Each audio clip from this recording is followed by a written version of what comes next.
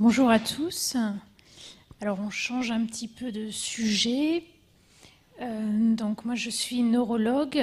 Je travaille maintenant sur Paris depuis pas très longtemps. Et donc je vais vous parler d'autres choses dont on a un petit peu abordé déjà dans les autres présentations, mais des problèmes neurovégétatifs. On parle aussi de troubles dysautonomiques. C'est des termes qui sont similaires. Alors, une petite présentation déjà sur qu'est-ce que c'est le système neurovégétatif. Donc c'est toute la partie du cerveau qui va s'occuper des fonctions automatiques et donc non volontaires. Donc c'est-à-dire la digestion, la circulation sanguine, la respiration, la thermorégulation et les excrétions des glandes. On a deux voies différentes. On a une voie qu'on appelle le système nerveux parasympathique et une voie qu'on appelle le système nerveux sympathique. Donc en fait, ces deux systèmes nerveux sont un petit peu localisés à des endroits différents, n'ont pas les mêmes rôles. Le système nerveux sympathique, vous voyez, il est plutôt au niveau de la moelle et il a un relais dans ce qu'on appelle les ganglions sympathiques. Et c'est plutôt le système de l'alerte qui va nous permettre de réagir face à un danger. Donc il va plutôt augmenter la fréquence cardiaque, augmenter la tension artérielle, dilater les bronches, dilater les pupilles, augmenter la transpiration et puis bloquer les sphincters pour éviter d'avoir envie d'aller aux toilettes alors qu'on doit fuir un danger. Il est avec des transmetteurs qui sont plutôt l'adrénaline et la noradrénaline. Et le système parasympathique, c'est l'inverse. Donc lui, il est localisé dans des régions centrales, notamment dans le tronc cérébral, et également dans la moelle, au niveau des racines sacrées. Et lui, c'est plutôt le repos et le ralentissement de l'organisme. Donc en fait, il va avoir un peu les fonctions inverses. Il va plutôt diminuer la fréquence cardiaque, il va plutôt entraîner une constriction des bronches, des pupilles, il va augmenter le péristaltisme digestif, donc la digestion, et il va plutôt relâcher les sphincters. Et lui, il est médié par l'acétylcholine. Donc on vous en a parlé, c'est des transmetteurs qui sont touchés dans la maladie à corps de Lévy, tous ces neurotransmetteurs. Donc quand on a des troubles neurovégétatifs, une atteinte de ces systèmes, on peut avoir plusieurs problèmes. On peut avoir des problèmes cardiaques, avec le cœur qui s'accélère ou qui ralentit, des problèmes tensionnels avec une hypertension ou une hypotension, donc on va en reparler après, des problèmes digestifs, urinaires, des problèmes au niveau des sécrétions des glandes, avec de l'hypersalivation, des sécheresses, et des troubles sexuels. Alors, dans la maladie à corps de Lévy, en fait, ces troubles neurovégétatifs, ils sont très fréquents. Donc, en fonction des études, on dit entre 60 et 97% des patients, donc c'est retrouvé de façon très très fréquente. C'est retrouvé également dans la maladie de Parkinson, ou dans d'autres maladies qui s'y associent, par exemple l'atrophie multisystématisée, qui est une autre forme un peu cousine du Parkinson, et on a aussi beaucoup de troubles végétatifs. Et ils apparaissent très tôt dans la maladie. Donc ça, c'était une étude qui, là, vous voyez, il prenait le début des symptômes cognitifs, donc des pertes de mémoire, à peu près autour de 75 ans. Et vous voyez, par exemple, la constipation, elle était présente chez 76% des gens, et elle commençait en moyenne 9 ans auparavant, mais avec plus ou moins 13 ans. Vous voyez, il y avait vraiment des personnes qui commençaient très très tôt ces problèmes-là. Ça, c'est l'hypotension orthostatique, dont je vais vous reparler après. Ça a commencé en moyenne 1 an avant le début des pertes de mémoire. Et puis d'autres problèmes qui pouvaient débuter, donc des malaises, des problèmes urinaires, après les pertes de mémoire. Donc les symptômes les plus fréquents, nous on avait fait une petite étude avec Frédéric Blanche à Strasbourg, où on avait interrogé un peu de façon systématique les patients qui avaient une maladie à corps de Lévy. Et donc, on retrouvait surtout la constipation, qui était un des symptômes les plus fréquemment retrouvés, les problèmes d'hypotension orthostatique, la rhinorrhée, donc c'est-à-dire l'écoulement nasal, des problèmes urinaires et la sécheresse buccale et oculaire. Et c'est un petit peu ce qui est retrouvé dans d'autres études aussi. Ce sont les principaux symptômes. Après, il y en a beaucoup d'autres, donc je vais vous en parler de quelques-uns. On ne va peut-être pas tout revoir en détail. Alors, pourquoi est-ce qu'il y a des troubles végétatifs? En fait, on en a déjà un petit peu parlé. Donc, il y a un rôle de la maladie elle-même, parce qu'il y a des corps de Lévy qui se situent dans des régions qui contrôlent ce système végétatif, à la fois dans des régions au niveau du système nerveux central, mais également probablement au niveau du système nerveux périphérique, notamment dans les ganglions sympathiques et dans le nerf vague, qui est un nerf qui est très important pour tout ce système neurovégétatif. Et puis, il ne faut pas oublier l'effet des médicaments aussi, qui peuvent avoir un rôle, notamment les traitements dopaminergiques ou les neuroleptiques qu'on prescrit. Et puis, bon, il ne faut pas oublier qu'il y a quand même, cette maladie, elle touche des personnes souvent âgées, et donc il peut y avoir d'autres causes qu'il faut rechercher, notamment un diabète, des problèmes d'hydratation ou d'autres médicaments qui seraient prescrits et qui pourraient donner aussi ces troubles végétatifs. Alors déjà, on commence par l'hypotension orthostatique. Alors je vous ai mis la définition ici. Donc en fait, c'est la chute de la pression artérielle lorsqu'on passe d'une position allongée à une position debout. Donc vous savez, quand on prend la tension artérielle, on donne 2 chiffres, on dit 13,8 par exemple. Donc c'est la pression artérielle systolique, le 13, et diastolique, le 8. Donc c'est en fonction de la contraction, de la relaxation du cœur.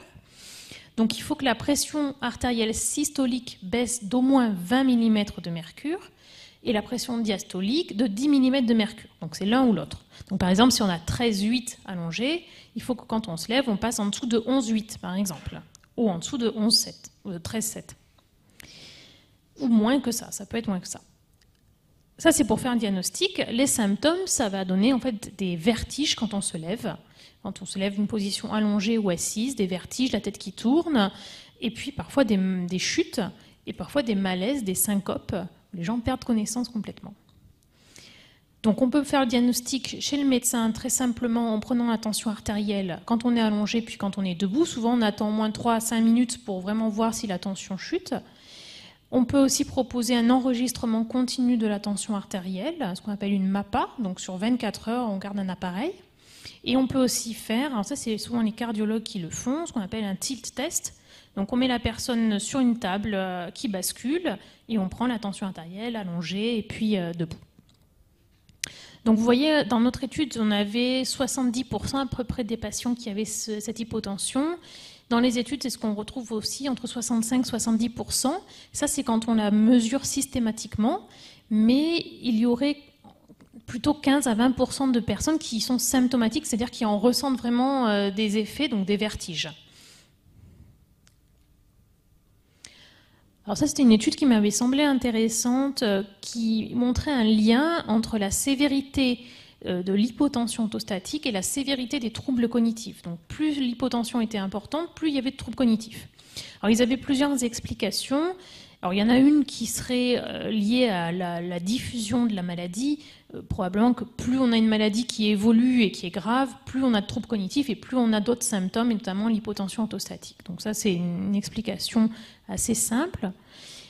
Une autre hypothèse qui formulait, c'était le fait que quand on fait des hypotensions, le cerveau il est moins bien perfusé pendant un certain temps, et si on en fait souvent, il y aurait une hypoperfusion cérébrale. Et eux, ils mettaient ça en lien avec peut-être les fluctuations, en disant est-ce que ça pourrait être une explication aussi de ces fluctuations cognitives, que de temps en temps le cerveau soit moins bien perfusé. Ou est-ce qu'il y a l'association aussi des deux mécanismes? Et dans une autre étude, ils montraient le lien qu'il y avait entre l'hypotension orthostatique et la mortalité. Alors, ils avaient pris des patients qui avaient une maladie de Parkinson et des patients qui avaient une maladie à corps de Lévy. Et donc, sur les courbes de survie, vous voyez, ça, c'est des patients qui n'ont pas d'hypotension orthostatique ou très peu. Et ça, ce sont les patients qui ont une hypotension orthostatique importante. Et vous voyez la mortalité qui augmente de façon très importante chez ces patients-là. Et là, c'était avec l'association, donc toujours ceux qui n'ont pas d'hypotension orthostatique, ceux qui ont une hypotension orthostatique importante et ceux qui ont en plus un ou deux autres troubles dysautonomiques. Et vous voyez que la survie diminue et on est à 36 mois. Donc ce n'est pas une évolution très longue.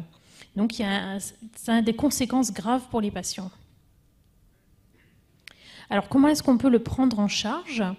Donc il y a déjà des mesures tout simplement de précaution, c'est-à-dire que quand on se lève et qu'on a des vertiges, il faut être très précautionneux, donc se lever doucement, attendre au bord du lit avant de se lever. On peut également essayer de relever un peu la tête, le dossier si on peut, ou mettre des coussins dans le lit pour essayer d'avoir la tête un peu surélevée. Éviter tout ce qui peut aggraver, c'est-à-dire notamment l'alcool qui peut aggraver. Et puis essayer de porter des bas de contention, ça peut avoir une efficacité.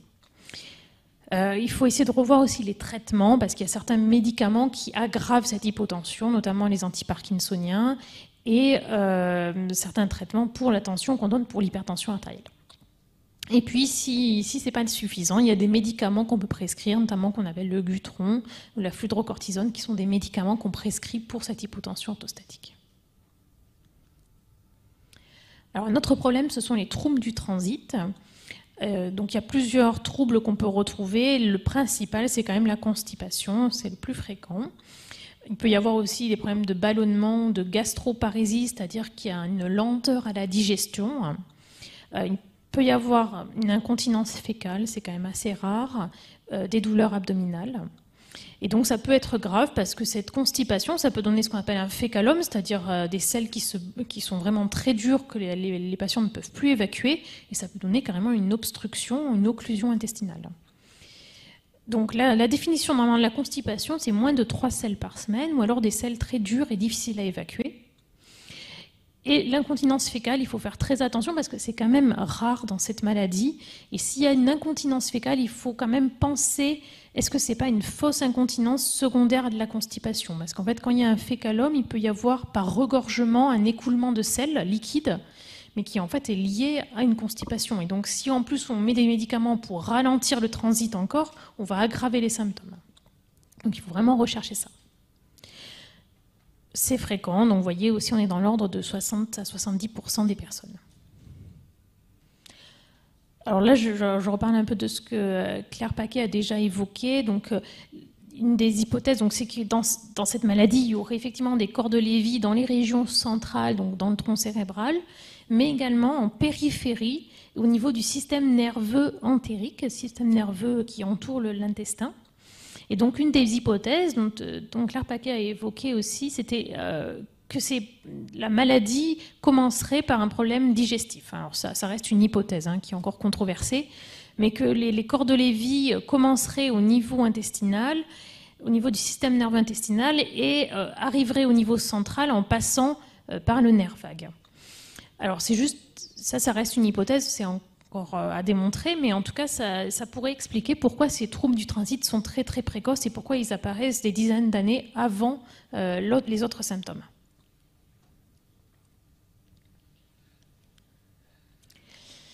Et puis, enfin, donc un autre symptôme dont je vous ai parlé, c'était la gastroparésie, donc cette lenteur à la digestion, et ça, on sait maintenant que ça a aussi un effet sur l'absorption des traitements. Donc ça, c'était surtout montré dans la maladie de Parkinson. Moi, je n'ai pas retrouvé d'études dans la maladie à corps de Lévy, mais on peut imaginer que c'est la même chose.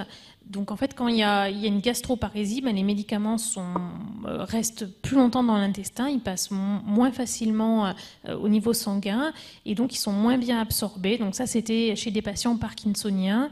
Donc là, on leur donnait une prise orale de médicaments. Donc ça, chez quelqu'un qui allait bien. Et là, chez des gens qui avaient une gastroparésie, donc avec une absorption qui était beaucoup moins bonne, et avec donc la dégradation de ce médicament qui va se faire avant qu'il soit absorbé, en fait. Donc c'est pour ça que dans la maladie de Parkinson, on met des médicaments, donc là c'est par diodopa, donc directement dans l'intestin, pour éviter ce passage au niveau gastrique.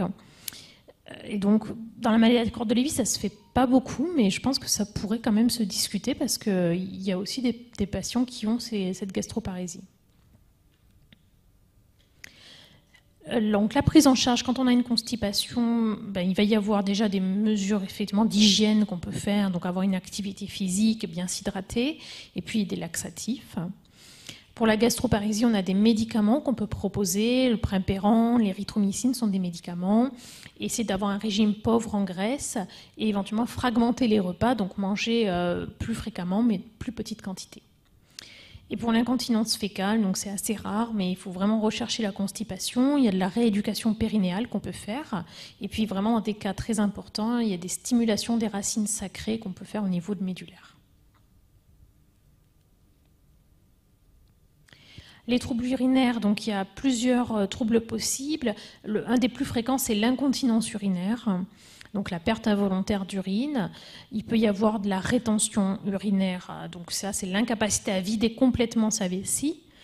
Des dysuries, donc des difficultés à uriner, on a besoin de pousser pour aller aux toilettes. De l'impériosité, c'est-à-dire besoin d'y aller en urgence. Et puis la nicturie, l'envie d'aller aux toilettes la nuit. Donc ça, c'est également assez fréquent. Vous voyez, nous, on était autour de 58% des patients. Mais il faut toujours penser aussi à rechercher autre chose, notamment une infection urinaire qui pourrait donner un peu les mêmes symptômes. Donc ça, c'était une autre étude aussi qui montrait, en fonction des maladies, donc l'atrophie multisystématisée, la maladie à corps de Lévy, la maladie de Parkinson, Alzheimer. Donc vous voyez, 91% des patients chez eux avaient des troubles urinaires.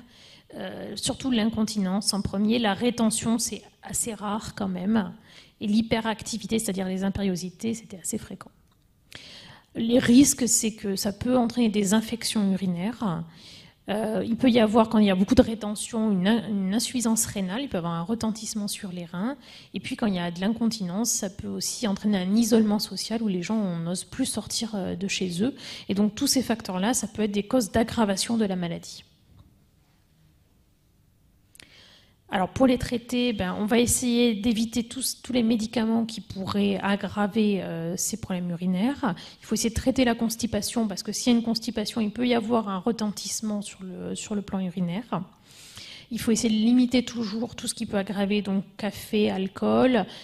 Alors l'hydratation c'est très important, mais c'est sûr que si on boit 5 litres dans la journée, on va avoir peut-être des problèmes urinaires qui peuvent se majorer. Et puis il peut y avoir de la rééducation aussi au niveau du périnée. Et après, on a des traitements, donc ce sont surtout les anticholinergiques, mais dont il faut beaucoup se méfier, parce que en fait, ces traitements-là, ils aggravent les problèmes cognitifs. Et donc, il faut vraiment faire attention quand on les prescrit chez les patients avec la maladie à corps de Lévy.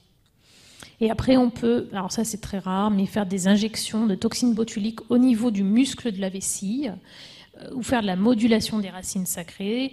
Et éventuellement, pour la nicturie, pour les besoins d'aller aux toilettes la nuit, il y a un traitement qu'on peut prescrire. Le trouble des sécrétions, donc ça, il y a plusieurs difficultés aussi qu'on retrouve. Donc il y a l'hypersalivation. Donc ça, on peut le traiter avec des médicaments, notamment c'est le patch de scopolamine qu'on prescrit très souvent. Et puis parfois, on peut faire aussi des injections de toxines botuliques. Donc là, je vous ai montré une petite photo. C'est au niveau des glandes salivaires, on fait de l'injection de toxines botuliques et ça peut aider. Quand il y a une sécheresse buccale, on peut donner des substituts de salive. Il y a l'hydratation fréquente et les chewing-gums aussi sans sucre qui peuvent aider. Quand il y a une sécheresse oculaire, on peut donner des larmes artificielles.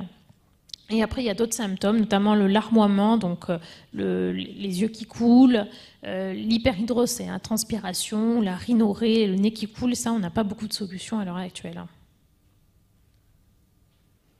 Et puis enfin, donc on peut aussi avoir des troubles sexuels. Donc environ 40% des patients, ça concerne plutôt les hommes, et c'est souvent associé aux autres problèmes urinaires et digestifs. Alors, il peut y avoir une baisse de la libido, mais souvent le problème le plus fréquemment retrouvé, c'est les problèmes d'érection ou éventuellement d'éjaculation, et puis pour les femmes, les problèmes de sécheresse vaginale. Alors, il faut quand même faire attention parce qu'il y a des causes, il peut y avoir d'autres explications aussi, ces problèmes sexuels, ça peut être lié à l'anxiété ou à la dépression qui accompagne la maladie, ça peut être lié à des médicaments qu'on a prescrits aussi, ou chez les hommes, ça peut aussi être des problèmes de prostate. Donc il faut éliminer aussi tout le reste avant de penser que c'est la maladie. Alors les traitements, donc il y a des médicaments qu'on peut donner, notamment vous connaissez le Viagra qu'on peut donner pour les problèmes d'érection, mais il faut faire attention parce qu'il donne des hypotensions orthostatiques et donc il peut donner des malaises ce médicament. Donc il faut vraiment faire attention et être sûr avec le médecin qu'on peut le prescrire. Et après, alors s'il y a besoin, il y a des solutions plus mécaniques.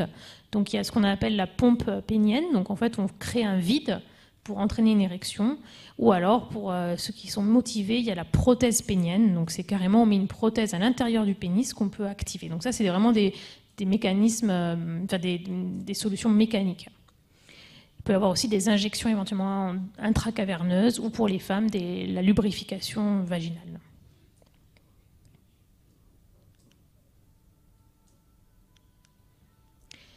Donc en conclusion, donc, ces troubles végétatifs, ils sont fréquents dans la maladie à corps de Lévy et ils s'installent précocement, parfois plusieurs années avant les autres symptômes. Ils peuvent être multiples, il y a l'hypotension orthostatique, la constipation, les problèmes urinaires, voilà, tout ce qu'on a vu, les problèmes de sécrétion. Et ils sont souvent mal diagnostiqués parce que les médecins s'intéressent plutôt aux problèmes cognitifs, aux problèmes moteurs et ne pensent pas à poser toutes ces questions-là. Et les patients, ils n'imaginent pas que ça peut avoir forcément un lien avec leur maladie, donc ils n'en parlent pas forcément non plus à leur médecin. Mais donc c'est souvent mal diagnostiqué, mal pris en charge, c'est invalidant pour les patients. Et donc il faut vraiment savoir que ça peut exister dans cette maladie, et ne pas hésiter à en parler avec votre médecin, avec le neurologue ou avec le médecin traitant. Et puis bien sûr, éliminer toutes les autres causes, et notamment les médicaments qui ont aussi un impact important sur ces troubles végétatifs. Je vous remercie.